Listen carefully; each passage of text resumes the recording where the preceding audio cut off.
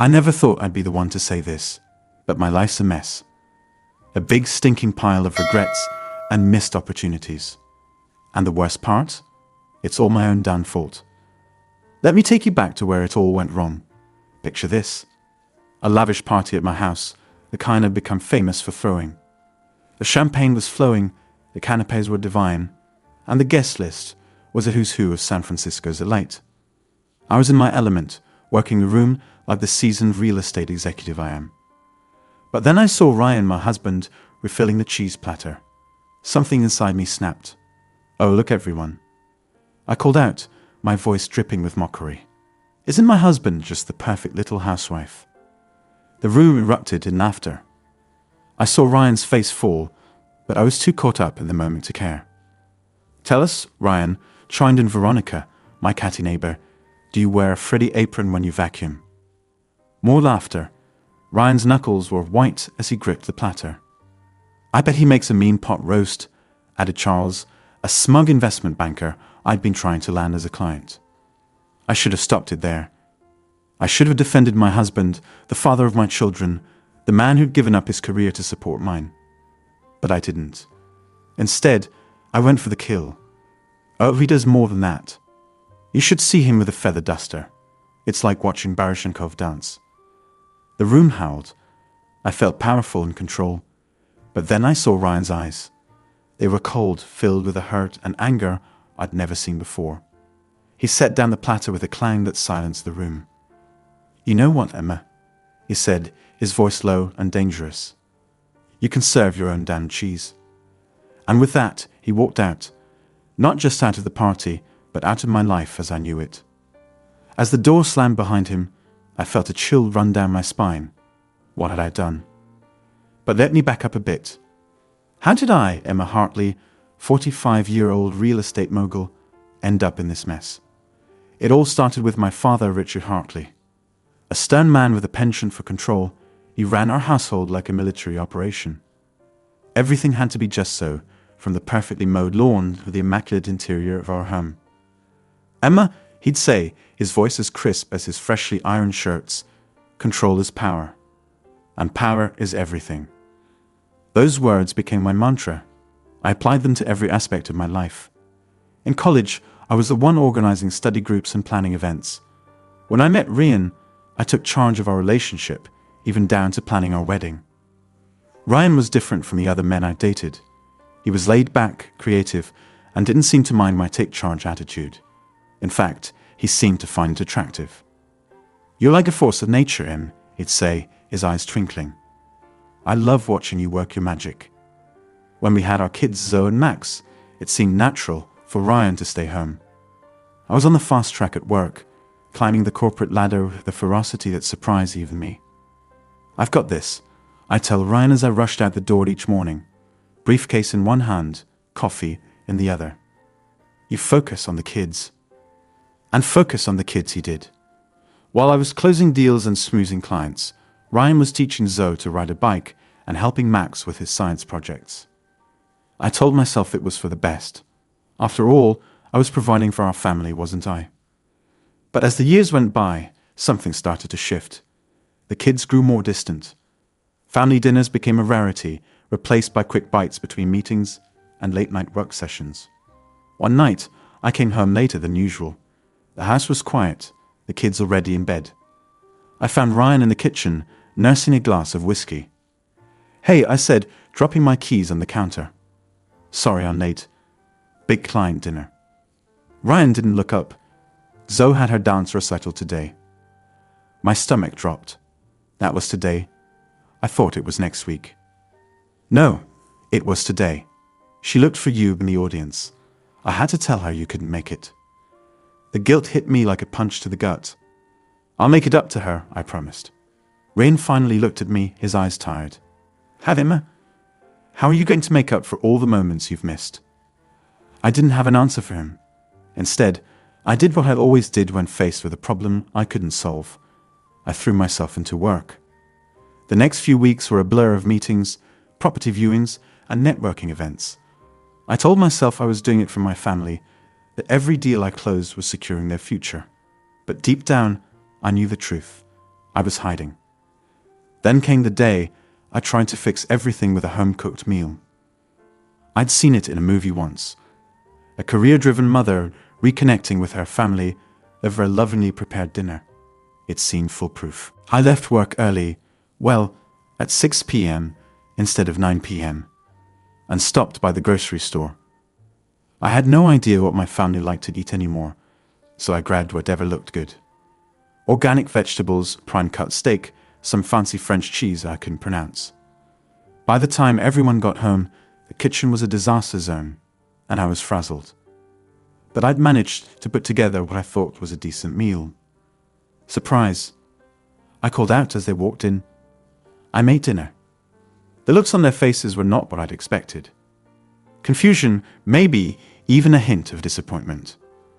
But it's pizza night, Max said, his voice small. Pizza night? I echoed. Ryan nodded. Yeah, every Thursday. We order from Tony's down the street.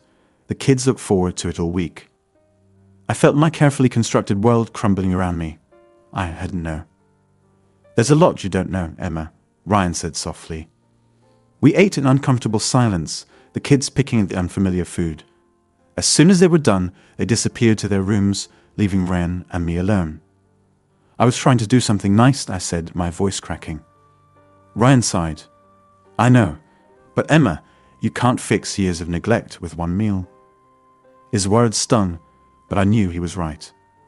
I'd been so focused on controlling my career, on being the best, that I'd lost control of what really mattered. The next day, I threw myself back into work with renewed vigor. If I couldn't control my family life, at least I could control this. I started throwing more parties, each one more extravagant than the last. I told myself it was for networking, for advancing my career, but really, it was a distraction. Which brings us back to that fateful party, the one where I humiliated Ryan in front of everyone, the one that might have been the final nail in the coffin of our marriage. After Ryan stormed out, the party quickly fizzled. I made some weak excuses about him not feeling well, but I could see the judgment in people's eyes. They'd witnessed something ugly, something that couldn't be smoothed over with another glass of champagne. That night, I slept in the guest room. The next morning, Ryan was gone before I woke up.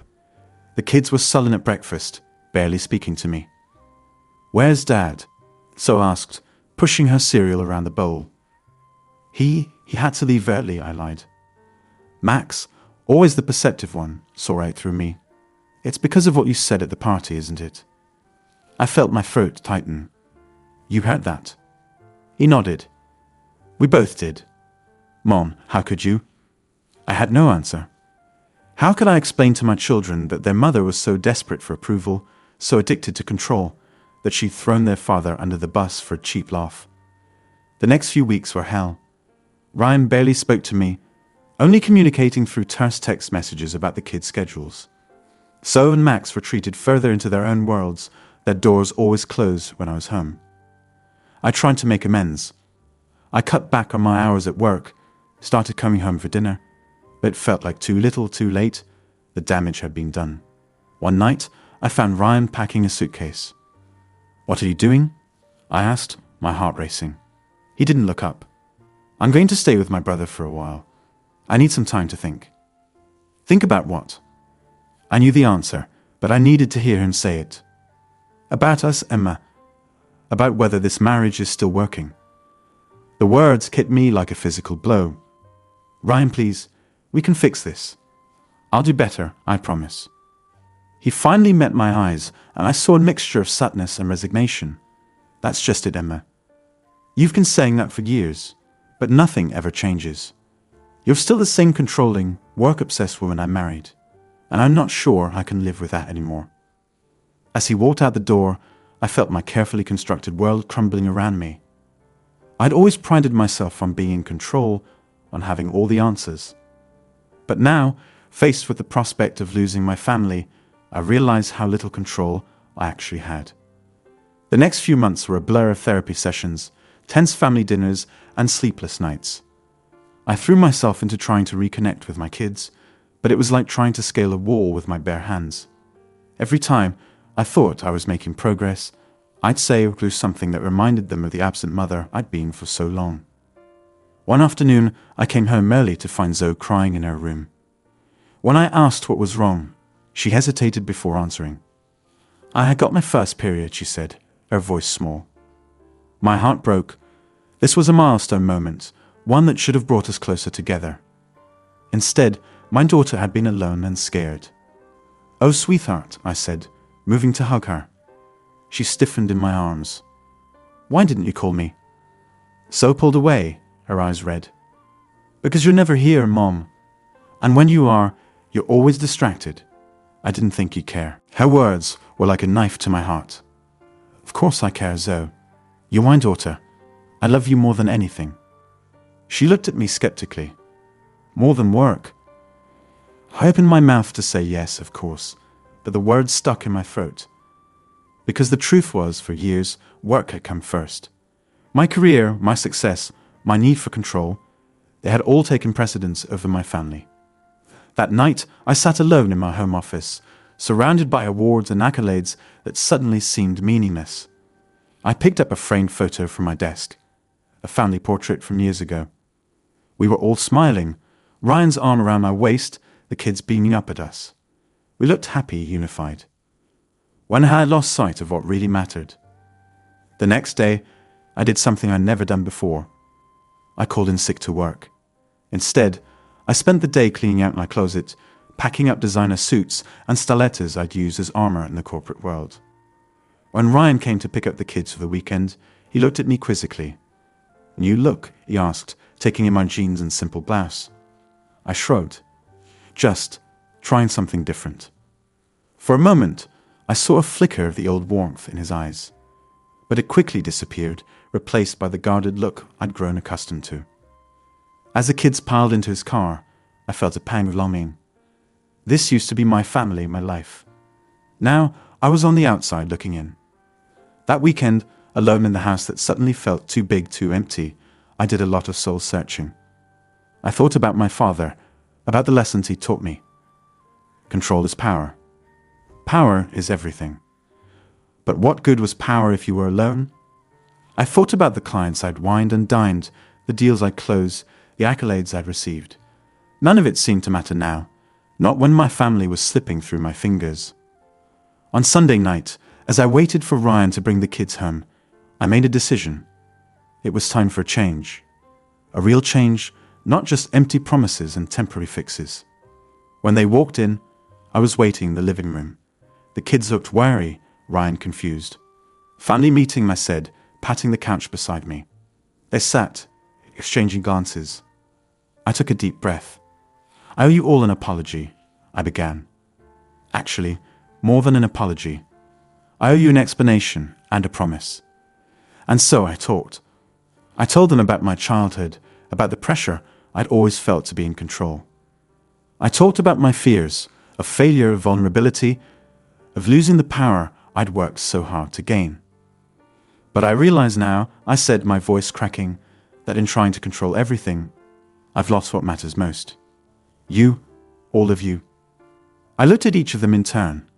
Max, his eyes wide and uncertain.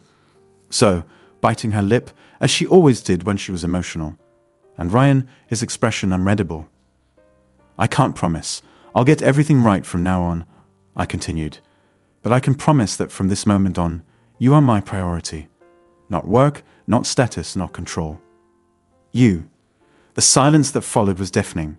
Then, to my surprise, it was Max who spoke first. "Does this mean you'll come to my science fair next week?" I felt a lump in my throat. Wouldn't miss it for the world, buddy. So was next. And maybe we could go shopping together. For, girl stuff. I nodded, blinking back tears. I'd love that. Finally, I looked at Ryan.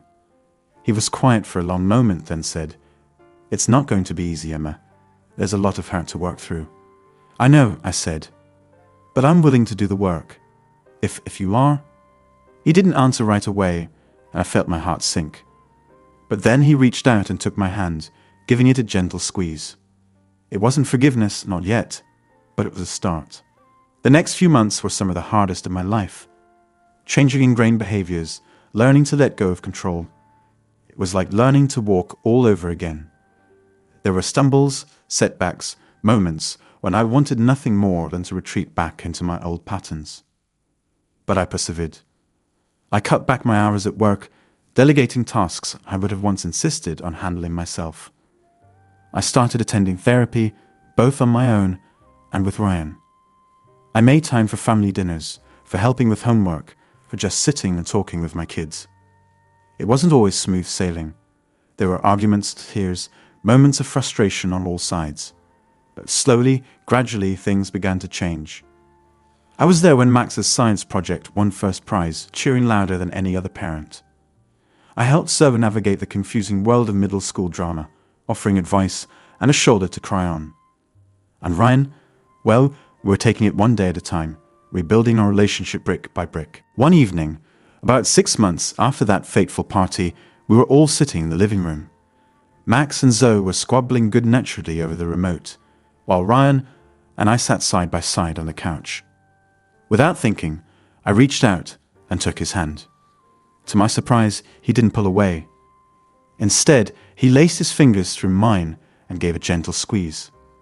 It was a small gesture, but it felt monumental. For the first time in years, I felt truly connected to my family, and I realized something profound. True power isn't about control. It's about love, trust, and the courage to be vulnerable. It's about putting others first and having the strength to admit when you're wrong. As I looked around at my family, imperfect, messy, but together, I felt a sense of peace I'd never known before. This, I realized, was what real success looked like. I still have a long way to go. Old habits die hard, and there are still days when I struggle with my need for control. But now, when I feel that urge rising, I look at the family photo on my desk, a new one taken just last week. Continuation of the previous content. In it, we're all laughing, our arms around each other, genuine smiles on our faces. It reminds me of what I'm working towards, what really matters. As I sit here now, reflecting on my journey, I can't help but marvel at how much has changed. The Emma of a year ago would hardly recognize me now. Gone are the power suits and the constant need to be in charge. In their place is a woman who's learning to listen, to compromise, to put her family first. But let me be clear, it hasn't been easy. There have been moments of doubt, times when I've been tempted to fall back into old patterns. Like the day I almost missed Zoe's dance recital because of a last-minute work crisis. I was sitting in my office, staring at my computer screen, when my phone buzzed with a reminder. Zoe's recital was in an hour. At the same time, my email pinged with an urgent message from a high-profile client. They needed me to review a contract ASAP. The old Emma wouldn't have hesitated. She would have fired off a quick apology text to Zoe and dived into the contract. But as I reached for my phone, I caught sight of the family photo on my desk. I remembered the hurt in Zoe's eyes when I'd missed her events in the past. With a deep breath, I called my assistant. "Janet," I said, "I need you to handle the Peterson contract. I've got a family commitment." "But Ms. Hartley," Janet protested, "you always handle the big clients yourself." "Not anymore," I replied, already reaching for my coat. "I trust you, Janet. You can do this." As I rushed out of the office, I felt a mixture of anxiety and exhilaration. I was letting go of control, trusting someone else to handle an important task. It was terrifying and liberating. I made it to the recital with minutes to spare. The look on Zoe's face when she saw me in the audience was worth more than any business deal. And you know what? The contract got signed without a hitch. Janet did a fantastic job. That night was a turning point for me.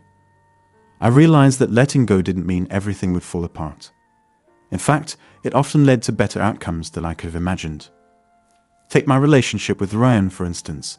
In the past, I'd always insisted on managing our finances, convinced that I knew best. But as part of our therapy, I agreed to let Ryan take over the household budget. At first, it was agonizing. I'd find myself peeking over his shoulder, biting my tongue to keep from offering suggestions. But Ryan surprised me. He had a knack for finding deals I'd overlooked, and his more relaxed approach actually reduced our overall stress about money. One evening, As we sat at the kitchen table going over the monthly expenses, I found myself marveling at how much easier it all seemed. "You're really good at this," I admitted. Ryan looked up, a hint of a smile on his face. "You sound surprised." I felt a blush creep up my cheeks. "I guess I am. I always thought. Well, I always assumed I was better with money." He reached across the table and took my hand. "You know, Ian, you don't have to be the best at everything. It's okay to let others take the lead sometimes." His words hit home. How much stress had I caused myself? On others, but always needing to be in control. How many opportunities had I missed to see the strengths in those around me? From that day on, I made a conscious effort to step back and let others shine. At work, I started delegating more, trusting my team to handle tasks I would have once insisted on doing myself. To my surprise, not only did this reduce my stress levels, but it also led to more innovative solutions as different perspectives came into play. At home, I learned to appreciate Ryan's parenting style instead of always trying to impose my own. Where I was structured and goal-oriented, he was spontaneous and playful. Together, we balanced each other out, giving our kids a rich, varied upbringing. But perhaps the biggest change came in how I interacted with my children. Instead of always trying to guide and direct them, I learned to listen, really listen, to what they were saying. One Saturday afternoon, I was helping Max with his homework. Or rather, I was trying to help. He was struggling with a math problem, and I was getting frustrated. "Come on, Max," I said, my voice tight. "We've been over this. You just need to apply the formula." Max threw down his pencil. "I can't do it, Mom. I'm just not good at math." In the past, I would have pushed harder, insisting that he could do it if he just tried. But this time, I took a deep breath and really looked at my son. His shoulders were hunched, his face pinched with anxiety. This wasn't just about math. "Hey," I said softly, closing the textbook. "Let's take a break. Want to go for a walk?" Max looked up, surprised. "Don't we need to finish this?" I shook my head. "It can wait. Come on, let's get some fresh air." As we walked around the neighborhood, I let Max lead the conversation. He talked about school, his friends, a new video game he was excited about. Gradually, he began to open up about his struggles in math class. "Everyone else seems to get it so easily," he confessed. "I feel stupid." My heart ached. How did I miss this? I'd been so focused on pushing him to succeed that I hadn't seen his pain. "Max," I said, stopping and kneeling down to his level. "You are not stupid. Not even close. You know, when I was your age, I struggled with science." His eyes widened. "You did, but you're so smart." I laughed. Being smart doesn't mean being good at everything. It means recognizing your strengths and not being afraid to ask for help with your weaknesses. We spent the rest of the afternoon brainstorming ways to make math more manageable for Max. We looked into tutoring options, talked about study strategies, and even found some math-based games he could play to build his skills. By the time we got home, Max was in better spirits. As he headed up to his room, he turned back to me.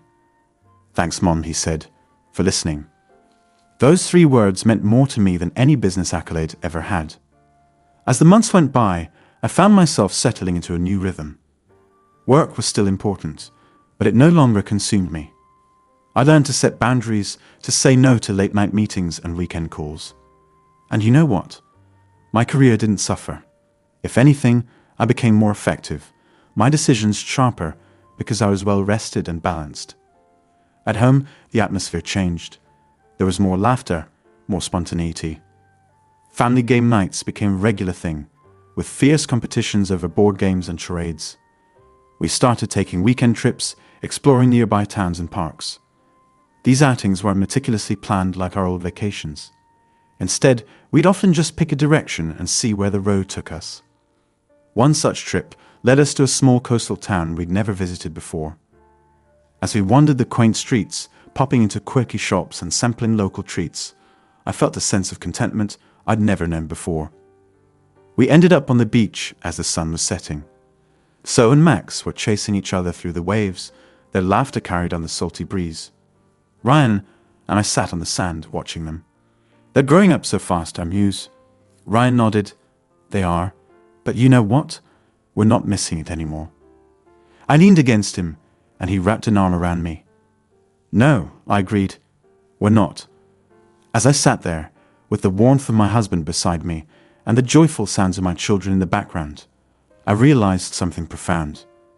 This moment, imperfect, unplanned, sand in my shoes and all, was worth more than any corner office or prestigious award. I thought back to my father's words. Control is power. Power is everything. For so long, I'd lived by that mantra, believing that if I could just control every aspect of my life, I'd be happy. But true happiness, I now knew, came from letting go. From embracing the messy, unpredictable, beautiful chaos of life and love. Don't get me wrong. I still have my moments. There are days when the old Emma rears her head, wanting to take charge and micromanage. But now, I have tools to deal with those impulses.